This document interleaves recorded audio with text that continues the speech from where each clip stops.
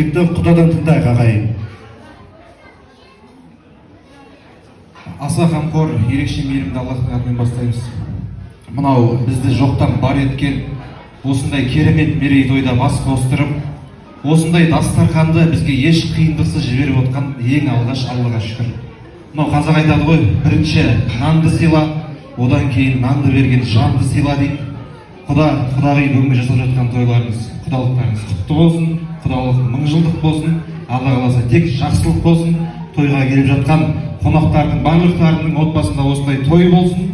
Және де мынау жиен қарындасымыз аяулым бүгін қадам басқан тұсаукесер той құтты бола берсін. Алла қаласа ата-анасын жәннатқа кіргізетін салихалы ұрпақтардан бола берсін. Мынау айтады ғой, жұма күні бір уақыт бар дейді. Ол уақытта ешқандай тілек қайтарылмай, тікелей Аллахқа қабыл болады дейді. Алла қаласа осы айтылып жатқан тілектердің барлығы сол уақытқа тура келіп, бүгінгі айтылып жатқан дұға тілектердің барлығы қабыл бола берсін. Той құтты болсын.